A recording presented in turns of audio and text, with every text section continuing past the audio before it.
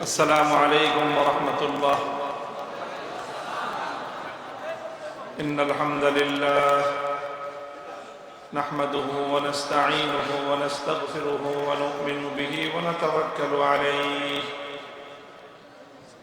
ونشهد أن لا إله إلا الله وحده لا شريك له ونشهد أن سيدنا ومولانا محمدا عبده ورسوله صلى الله تعالى عليه وعلى آله وأصحابه وبارك وسلم تسليما كثيرا. أما بعد، فأعوذ بالله من الشيطان الرجيم. بسم الله الرحمن الرحيم. هو الذي بعث في الأميين رسولا منهم يتلو عليهم آياته ويزكيهم ويعلمهم الكتاب والحكمة وإن كانوا من قبل لفي ضلال مبين. بارك الله لنا ولكم في القرآن العظيم ونفعنا وإياكم بالآيات والذكر الحكيم. اللهم صل على محمد وعلى آل محمد كما صليت على إبراهيم وعلى آل إبراهيم إنك حميد مجيد. اللهم بارك على محمد وعلى آل محمد كما باركت على إبراهيم وعلى آل إبراهيم إنك حميد مجيد. হযরত উলামায়ে কেরাম, সম্মানিত বয়োজ্যেষ্ঠ মুরব্বী সাহেবান, সমবেত ইসলাম প্রিয়, কোরআন প্রেমিক, নবী প্রেমিক, তাওহীদি মুসলমান ভাই ও বন্ধুগণ, বিশেষ করে মাজমায় উপস্থিত আমার প্রাণ প্রিয় তরুণ, নবীন ও ছাত্র বন্ধুগণ, আল্লাহ পাক রব্বুল আলামিনের শুকরগুজারি আদায় করছি যে মহান রব্বুল আলামিন আমাদেরকে আজকের এই মোবারক মাহফিলে উপস্থিত হওয়ার তৌফিক দান করেছেন। বাংলাদেশের খ্যাতিমান আলেমে দ্বীন, বিশিষ্ট আলোচক ও ওয়াইজ বন্ধুবর হযরত মাওলানা হাফিজুর রহমান সিদ্দিক দামাত বারাকাতুহুল আলিয়া প্রতিষ্ঠিত জামিয়া তালিমিয়া ঢাকার উদ্যোগে আয়োজিত আজকের এই মাহফিলে দেশের বরেণ্য উলামায়ে কেরাম ইতিমধ্যে আপনাদের মাঝে উপস্থিত হয়েছেন। হযরত পীর সাহেব হুজুর চরমনাই হাফিজাহুল্লাহ, তিনিও এসেছেন। আরো দেশের শীর্ষ উলামায়ে কেরামগণ উপস্থিত হয়েছেন, বয়ান করেছেন। এখন সর্বশেষ মনে হয় শেষ দিকের পালা। আপনাদের সম্মুখে আরো কিছু কথা বলার জন্য আমি উপবিষ্ট হয়েছি। খুব দীর্ঘ আলোচনা করব না। পবিত্র কোরআনে কারীমের সূরাতুল জুমআর একটি আয়াত তেলাওয়াত করেছি।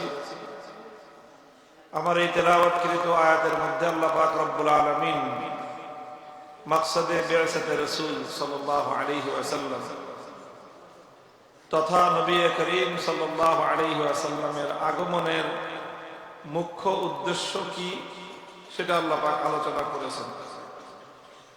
নবীজিকে আল্লাহ কেন পাঠালেন, নবীজির কি কাজ, তিনি কি করেছেন, নবীজি কি করেছেন, ইতিহাস তো তার প্রমাণ। আমাদের নবী সরওয়ারে কায়নাত রাহমাতুল লিল আলামিন সাল্লাল্লাহু আলাইহি ওয়াসাল্লাম পৃথিবীতে এমন একটা সময় প্রেরিত হয়েছিলেন যেই সময়টাকে দ্য এজ অফ ডার্কনেস, অন্ধকারের যুগ বলা হতো, বর্বরতার যুগ, আইয়ামে জাহেলিয়াতের যুগ।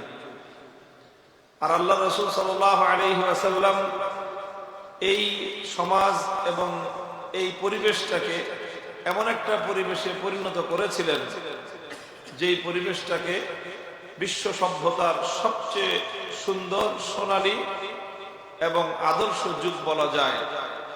সেই মানবতার স্বর্ণালী ইতিহাস আল্লাহ রাসূল সাল্লাল্লাহু আলাইহি ওয়াসাল্লামের সেই সমাজ ব্যবস্থা গড়ে উঠেছিল। এমন একটা সময় ছিল যখন মানুষের রক্ত ঝরাতে কোনো দ্বিধা করত না। একটা উটের পানি পানকে কেন্দ্র করে যুদ্ধ শুরু হয়ে যেত, 100 বছর পর্যন্ত চলতো সেই যুদ্ধ। মানুষ বর্বরতার এমন হীন এবং নিচু পর্যায়ে পৌঁছেছিল। একজন মানুষ আরেকজন মানুষকে খুন করে ফেলতো, এই কারণে না যে খুনির সাথে তার কোনো বিরোধ আছে, অথবা খুনিকে নিহত ব্যক্তি খুনির কোনো ক্ষতি করেছে, বা নিহত ব্যক্তির সাথে হত্যাকারীর কোনো দ্বন্দ্ব সংঘাত আছে, এইসব কারণে না, কোনো কারণে না। সে তার ক্ষতি করেছে, সে কোনো অপরাধ করেছে, সে তাকে আক্রমণ করেছে, এমন কোনোই বিষয় না। শুধু একটা বিষয়, যে এই হত্যাকারীর গোত্রের সাথে ওই নিহত ব্যক্তির গোত্রের গন্ডগোল আছে, বাস। শুধু এই কারণে হত্যাকারী ব্যক্তি সে একজন নিরপরাধ মানুষকে খুন করত, যে তোমার গোত্র কেন আমার গোত্রের লোকের সাথে গন্ডগোল করেছে, এই জন্য তোমাকে আমি মেরে ফেলব। এই ছিল সেই সময়কার অসভ্যতা এবং বর্বরতা।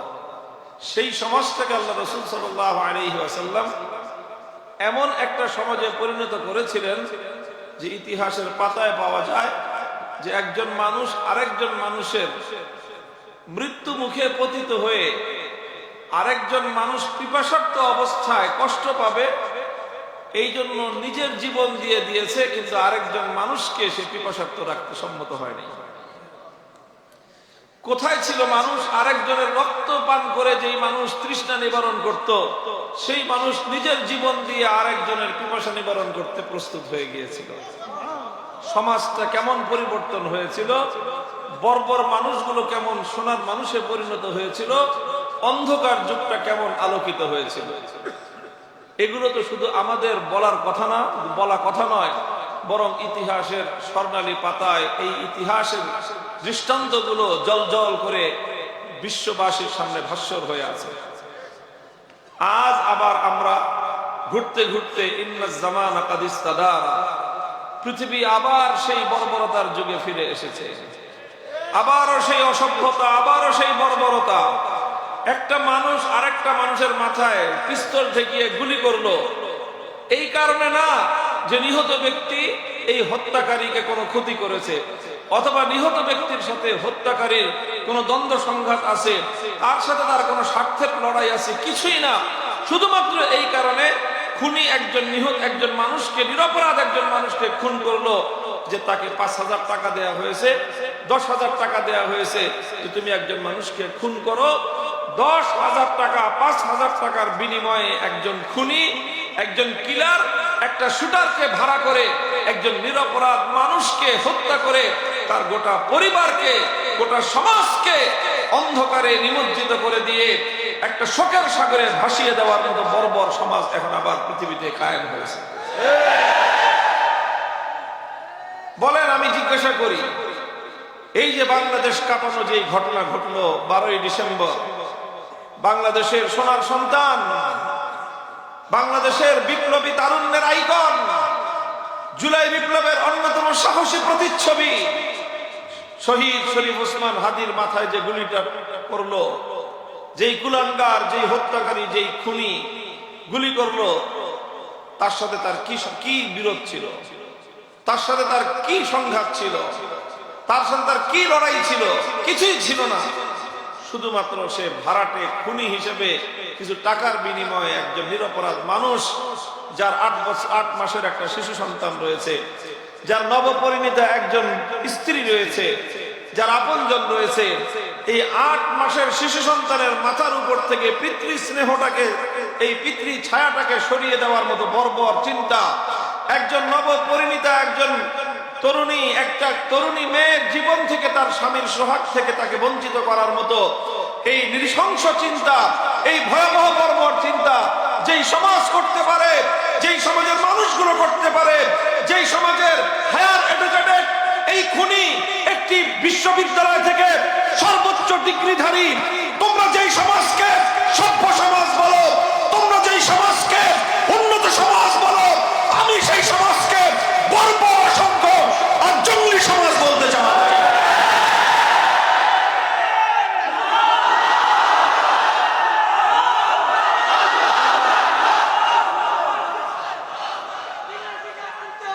মুহতারাম হাজিরিন, ঘটনা শুধু একটা আলোচনায় এসেছে, পত্র পত্রিকার মিডিয়ায় শুধুমাত্র একটা ঘটনা আলোচিত হয়েছে। ওসমান হাদির মতো একজন আলোচিত ব্যক্তিকে, জনপ্রিয় ব্যক্তিকে হত্যা করার কারণে বিষয়টা লাইমলাইটে এসেছে, আলোচনায় এসেছে। অসংখ্য অগণিত হত্যাকাণ্ড প্রতিনিয়ত ঘটছে। 5ই আগস্টের পর থেকে এই পর্যন্ত যারা ভালো, তুলনামূলকভাবে এই সমাজের যেই দল, যেই অংশটা তুলনামূলকভাবে ভালো বিবেচনা করা হয়, তারা শুধুমাত্র অন্তর্দ্বন্দ্বে জড়িয়ে, শুধুমাত্র ক্ষমতার দ্বন্দ্বে জড়িয়ে, আধিপত্যের লড়াইয়ে কতগুলো মায়ের কোল খালি হয়েছে, কতগুলো সন্তান ইতিম হয়েছে, আবার কতগুলো বোন বৈধব্যের এই ভয়াল ছাবলে তারা আক্রান্ত হয়েছে। তার পরিসংখ্যান যদি করা হয়, এই সমাজকে মানুষের সমাজ বলার চেয়ে একটি বর্বরতার সমাজ বলাই অধিক যুক্তিযুক্ত হয়। মুহতারাম হাজিরিন, বলতে চাই, আবার নতুন করে সেই জাহেলিয়াত সমাজকে গ্রাস করতে উদ্যত হয়েছে।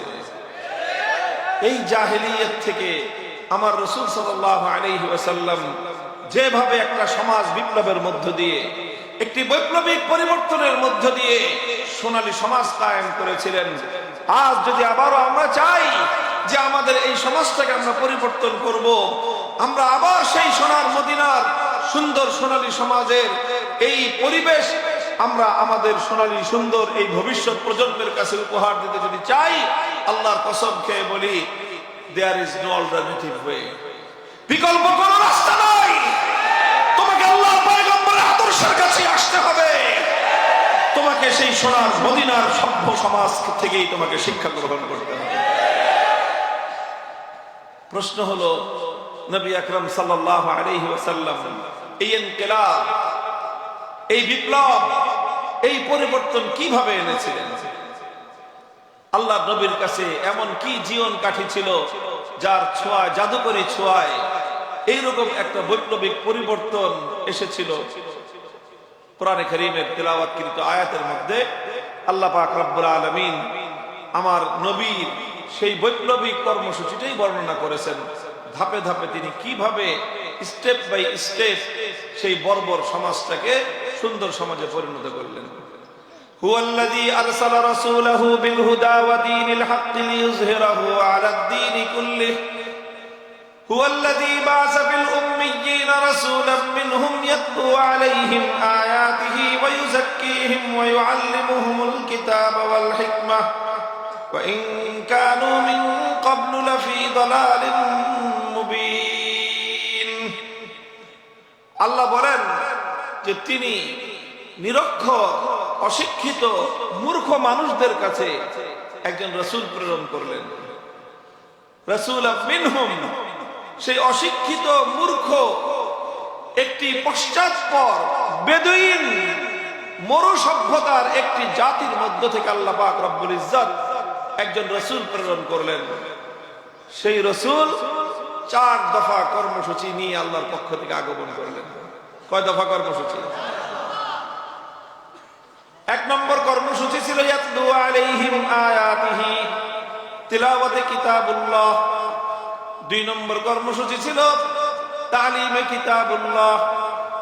3 নম্বর কর্মসূচি ছিল তালিমে হিকমত। 4 নম্বর কর্মসূচি ছিল তাজকিয়া। তিলাওয়াতে কিতাবুল্লাহ, তালিমে কিতাবুল্লাহ, হিকমতু কিতাবিল্লাহ, আত-তাজকিয়াতু বিকিতাবিল্লাহ। 4 কর্মসূচির মাধ্যমে সেই বর্বর অসভ্য মানুষগুলোকে আল্লাহর পয়গম্বর সাল্লাল্লাহু আলাইহি ওয়াসাল্লাম সোনার মানুষে পরিণত করেছিলেন। জাহেলি যুগকে তিনি আলোকিত যুগে রূপান্তরিত করেছিলেন। 4টা কাজ, আলোচনা তো লম্বা করব না, 4টা কাজের ছোট্ট ছোট্ট একটু বিশ্লেষণ করে কিভাবে আল্লাহ নবী কাজগুলো করেছিলেন এবং এই 4 কাজের ধাপগুলো বর্ণনা করে একটা উপসংহার টেনে আলোচনা সমাপ্তির দিকে নিয়ে যাব। রাসূল আকরাম সাল্লাল্লাহু আলাইহি ওয়াসাল্লামের সর্বপ্রথম বুনিয়াদী কর্মসূচি আল্লাহ নবী যে বিপ্লব করেছিলেন, সেই বিপ্লবের ভিত, সেই বিপ্লবের বুনিয়াদ ছিল তেলাওয়াতু কিতাবিল্লাহ, ইয়াতলু আলাইহিম আয়াতিহি। আল্লাহ নবী উম্মতের ঘরে ঘরে কোরআনে কারীমের তেলাওয়াতের গুঞ্জরণ তুলেছিলেন। ঘরগুলো থেকে নারী আর পুরুষরা কোরআনের তেলাওয়াত করত। ঘরের শিশুরা মায়ের গর্ভ থেকে জন্ম নিয়ে মায়ের বুকের দুধ ছাড়ার পরেই তারা আল্লাহর কিতাবের তেলাওয়াত শিখতে আরম্ভ করত।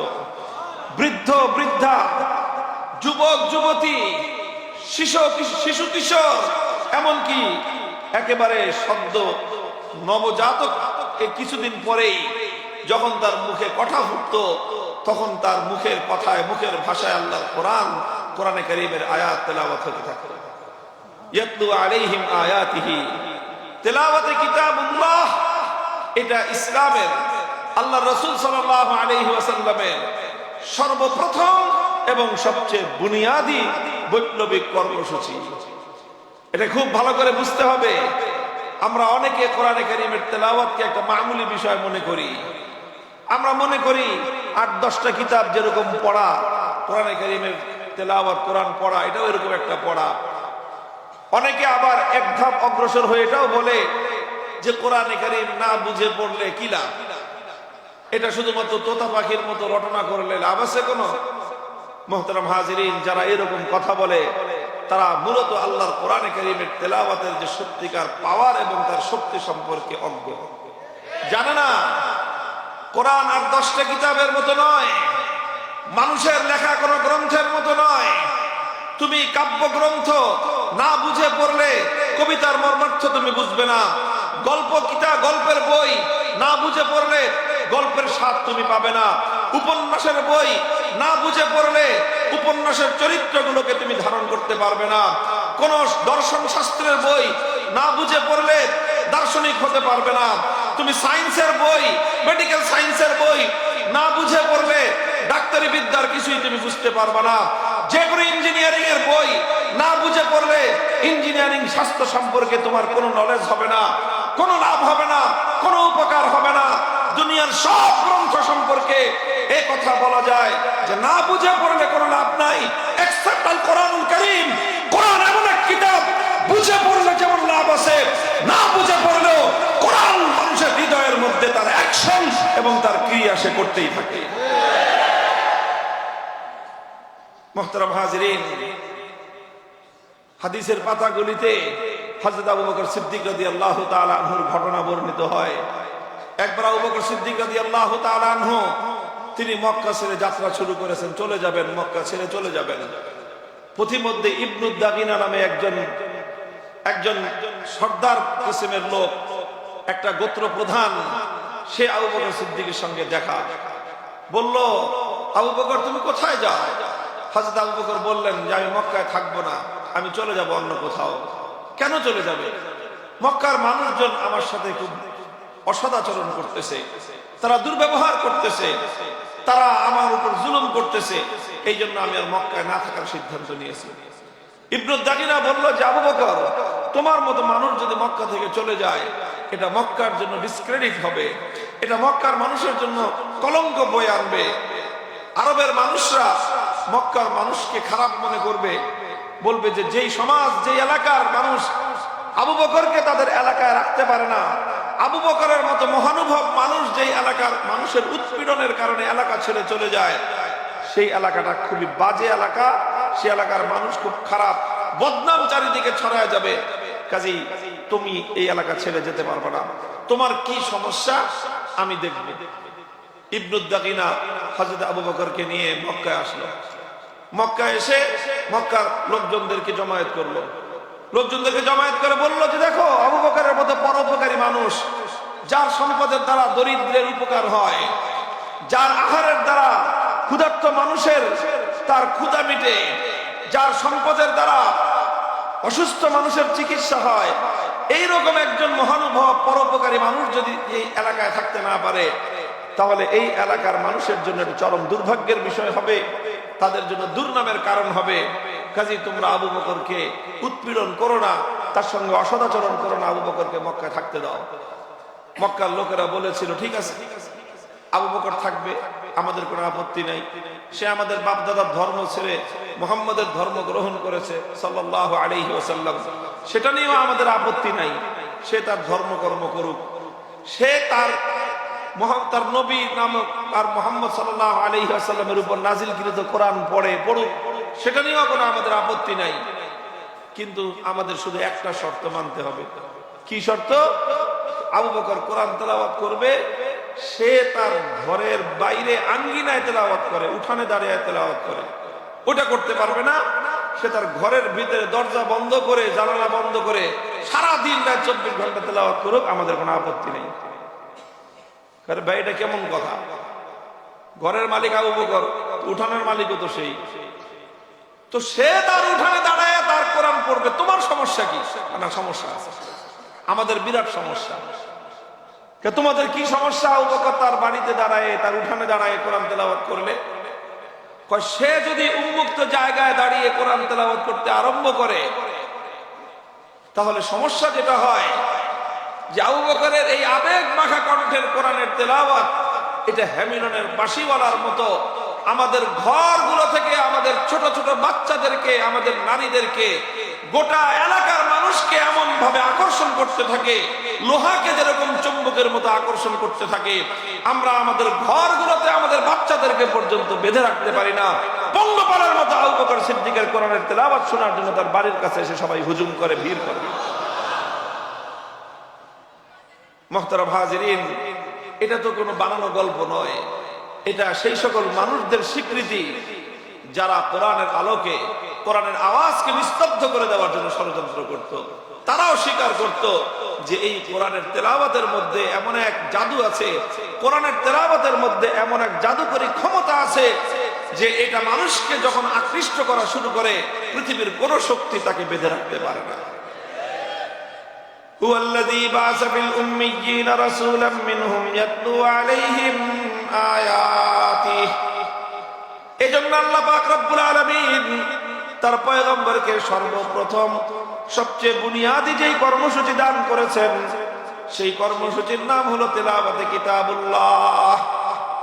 বন্ধুগণ, কোরআনে কারীমের এই তেলাওয়াত এটা মুসলমানদের ঘরে ঘরে, মুসলমানদের ঘরে ঘরে এটা শুধুমাত্র একটা কিতাবের তেলাওয়াত নয়, বরং মুসলমানদের ঘরকে, মুসলমানদের পরিবারকে, মুসলমানদের সমাজকে, মুসলমানদের এলাকা এবং দেশটাকে সকল পাপ পঙ্কিলতা এবং বিজাতীয় আগ্রাসন থেকে জাতিকে সংরক্ষণ করবার মহা ঔষধ।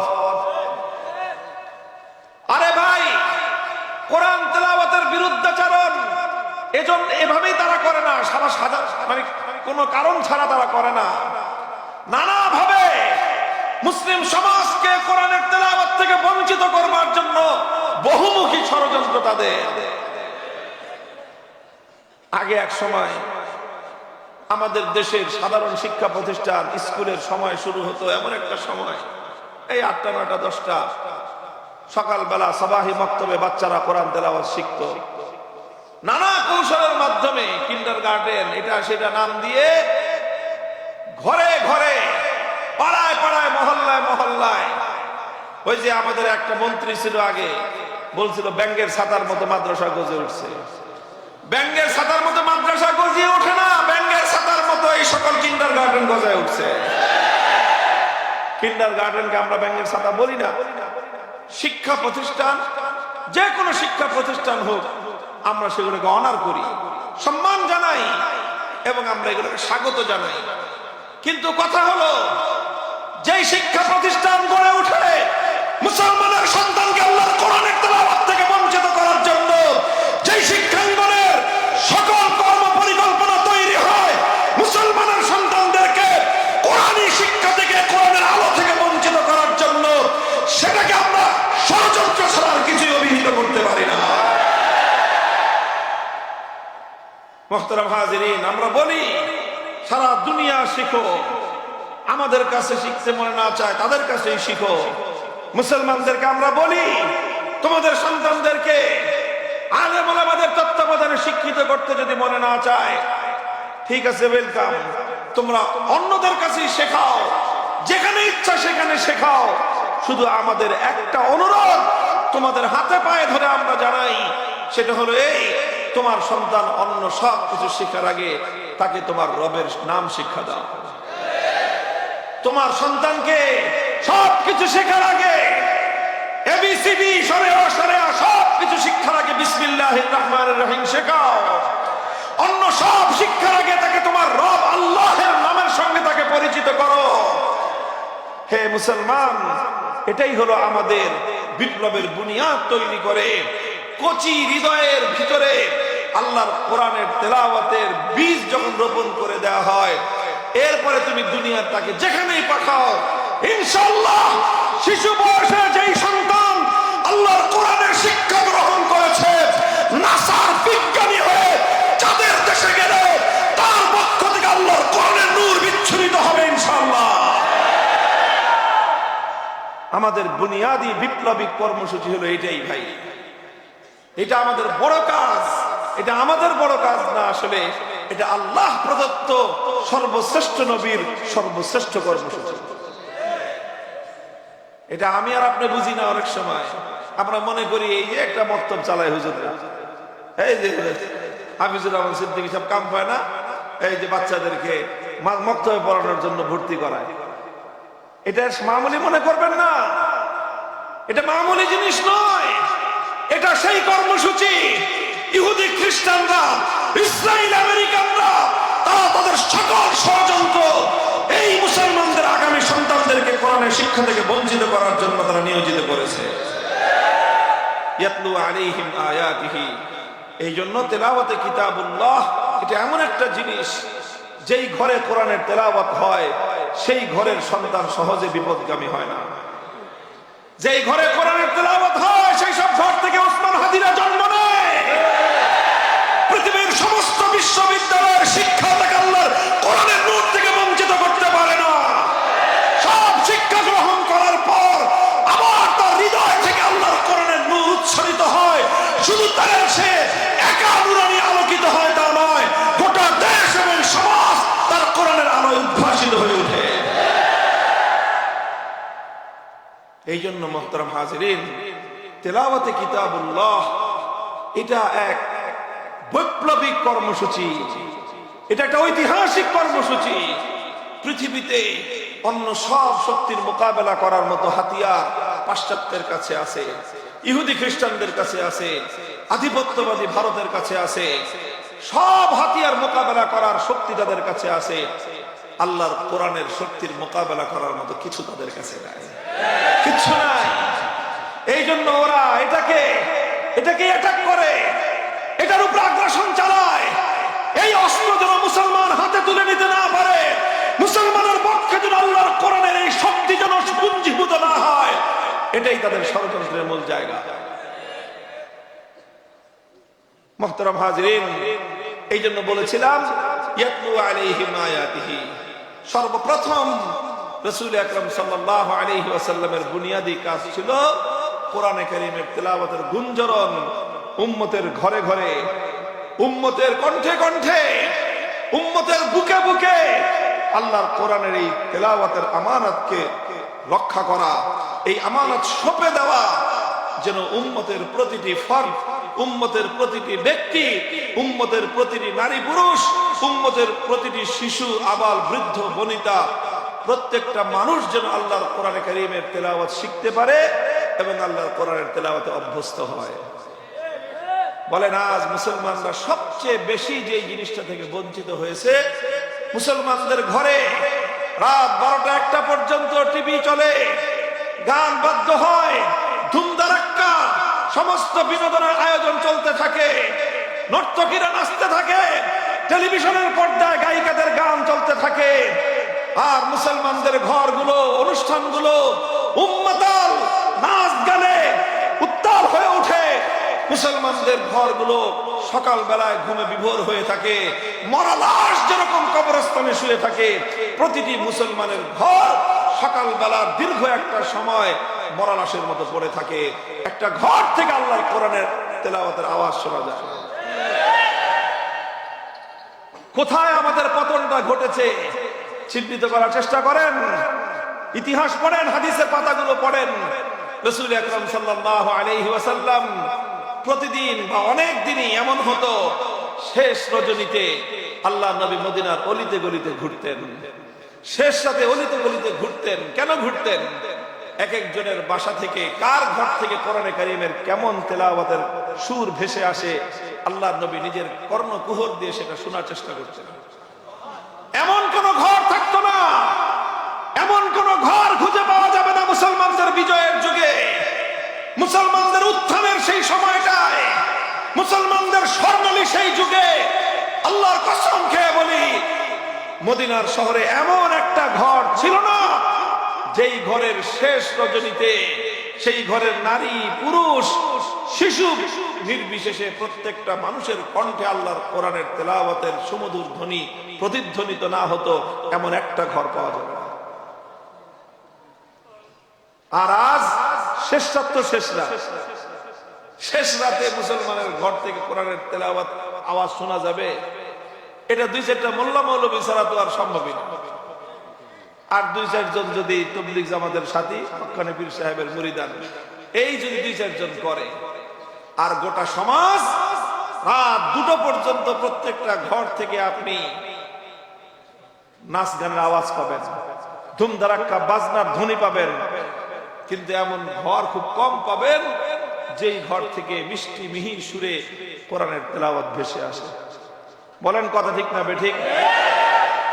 আপনারা শুরু করেন, শুরু করেন।